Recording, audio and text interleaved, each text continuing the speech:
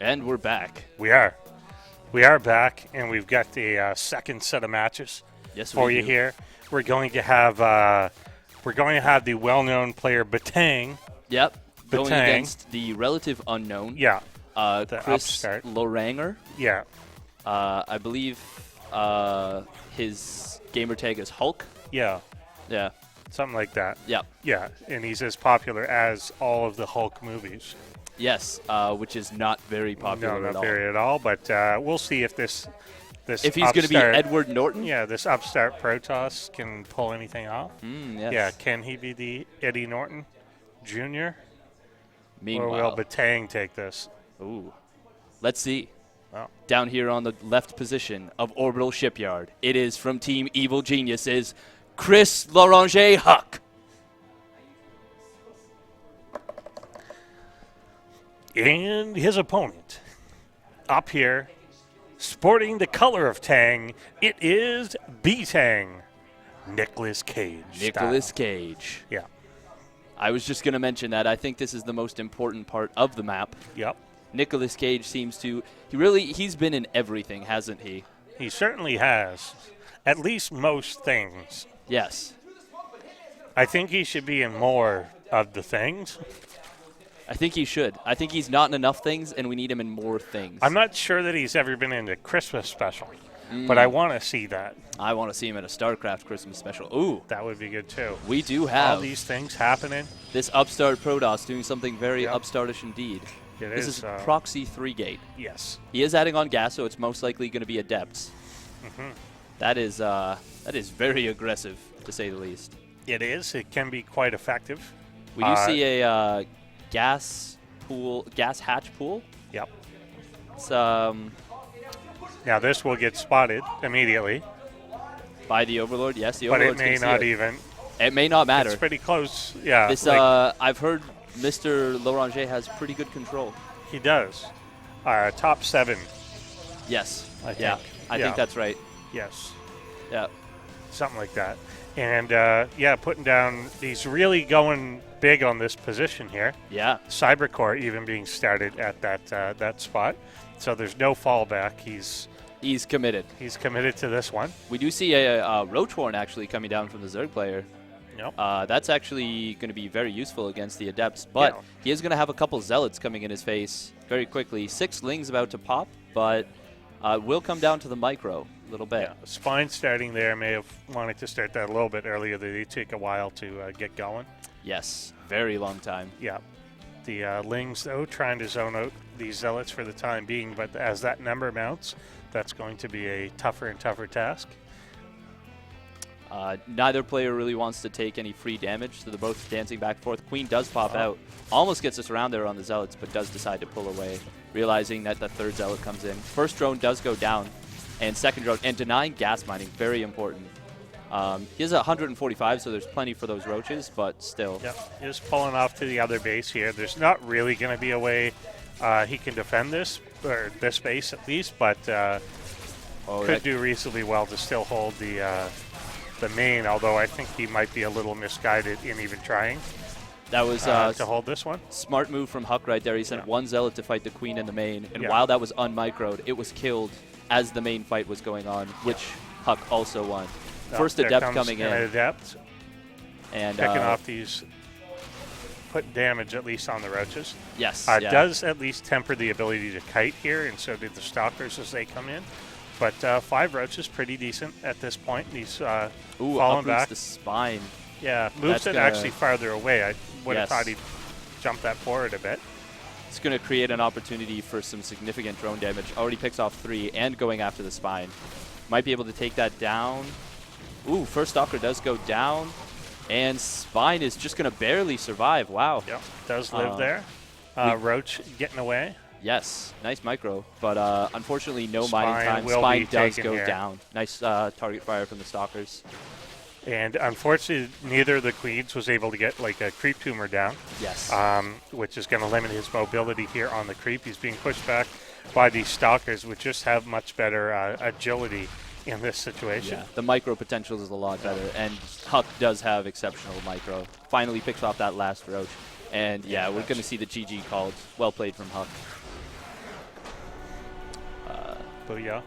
Showing very upstart behavior indeed. Very, very upstart. Yeah, I think that came down to both spine positioning and timing there, too. Yes. He was aware of it in time.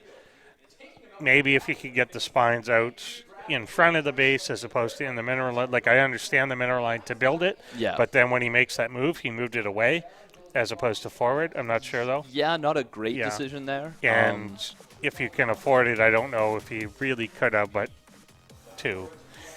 Yeah, he was already in some trouble, to be honest. Yeah. Just in terms of drone count, his worker count was already 6 workers lower than HuK. Yeah, very true. Yeah.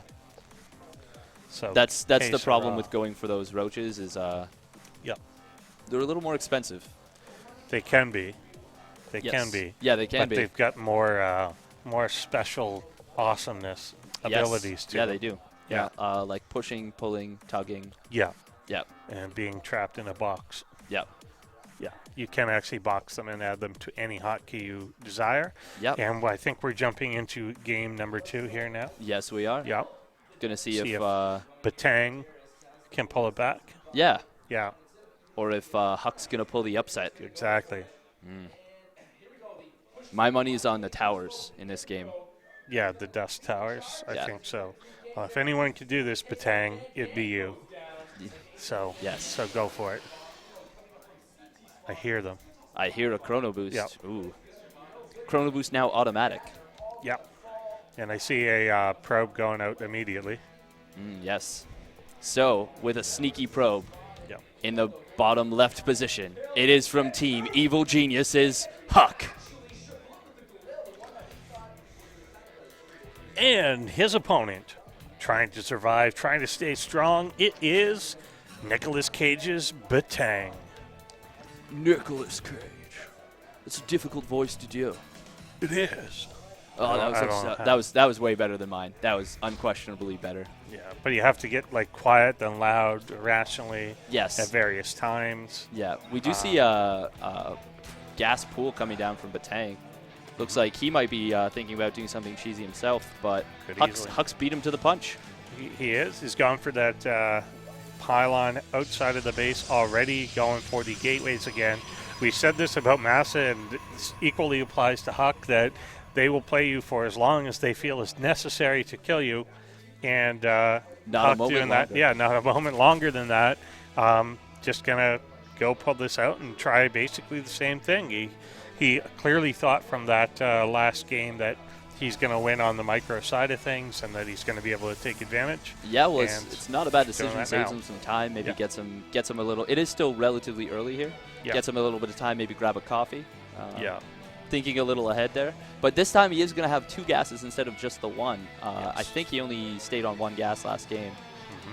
So maybe going to skip that first adept. Yeah. Go straight into a stalker. I think clearly carrier rush. Maybe, but who knows? Proxy carrier rush. Yeah, just proxy all your tech. Everything, everywhere. Yeah. Yeah. Everything. That's good advice. That's some Nicolas Cage advice right there. Then you don't even need your base. You know? It's so we just get everywhere. The Ling's already out here chasing the probe away. This time, of course, he does not know that the proxy tech is there. Although now getting into his opponent's base, we'll see that nothing is there. And has to suspect that there should be more than this. Yes. There's 2 gases down, but there's no things. A player like HuK is usually not prone to forget all of their tech. Yeah, it's true. And he sees the first Zealot coming into the base here now. A second one is out to join him. This time he's gone for the Lings plus speed, which may not be a horrible idea. Yeah, that's going to give him a lot better option against Stalker follow-up. However, he might just not have built enough Lings. Yeah, he's... nice micro from HuK there, pulling back that weak Zealot. Yeah, if he was really good at the micro, certainly the 2 Lings that he had in HuK's base could be really obnoxious. Yes. Because there's, of course, no defense of any kind over there. Yeah. If you had 2 to 4 Lings in that place, well, we are going to see 2 spines starting to go down and a creep tumor. Oh, but nice around here on the 2 weak Zealots. The Adept trying to get away. I don't know if it's going to have go time. down. Yeah. Does go down there quite quickly. Now, if he was really confident in the ability for those spines to finish, could run those lings down to the enemy base and potentially actually just and that end the is game. he was thinking about it. I hope he still does it. I hope so get down too. there. Yeah. Oh, the mothership core. There is the mothership core out. It's And only the single pylon, but that may be enough. Yeah. We do see that the Protoss have discovered some new technology in this expansion. They have. They've figured out that pylons are actually more powerful than Nexi. He was in there almost like waiting for the pylon to go off. Yeah. And then it didn't. And then it did. Yeah. And now half the Zealots are dead. But meanwhile, we do see the 2 spines did finish up. Queen goes down, but these Adepts are unlikely to be able to break through. He might just go around, though, and looks like, he's going to head to the expansion. We'll come into this natural here. That's obviously going to be a little less defended. The Queen surrounds not realizing what was happening until it was too late. Yeah. We'll try and take the one down, but won't. This time as well, a big key difference is that a creep tumor is down. That will allow him to have that range out a little farther, which is super key. Adepts coming into the back, picking off 3 drones already. Spines rerouting, but might not be in time. Nope. Just going to force... lings pop out. That's quite a few lings, but... Yeah, it's going to be hard for him to get out of there. Away, yeah. He's going... Has he gone for the upgrade? He's actually going for DTs, which is going to be probably a little unexpected here. And is it also proxied? I'm curious. Well, at any rate, it looks like the... it's going to be in the main base. We're going to see these Adepts have already knocked down to 6 workers. 5 workers. What? Yeah. And yeah, this is damage you can't recover from, unfortunately. 3 more drones popping out, but that actually doubled his worker count right there. So yeah, gonna lose one of the queens there. Yeah, this and we do see the GG taps out. Yeah, much better job at defending that time around, but unfortunately still overwhelming. Yes. There, and I think had he been able to get a few lings out a little earlier than that, once obviously the mothership core's there, then those aren't going to, they're not going to do the work. But the even initial just those scout, 2 lings, the initial scout with 2, had he either been able to control, and it's obviously difficult to control those while you're still trying to deal with the other things in your base, but if that had been even like 4, then you're doing a lot more damage on that end of things, and and so on. Yeah, but well played from HuK. We did see some nice stuff from Btang, but ultimately just overwhelmed by the sheer power. Now, but you I can wonder see him adapting. Yes, you did. That's the key. Getting that second spine, getting that creep tumor, that was nice. I wonder if we asked HuK who he think would be more difficult to play, Team Brazil or Btang? Yeah, well, because the end result was the same either way. HuK victorious.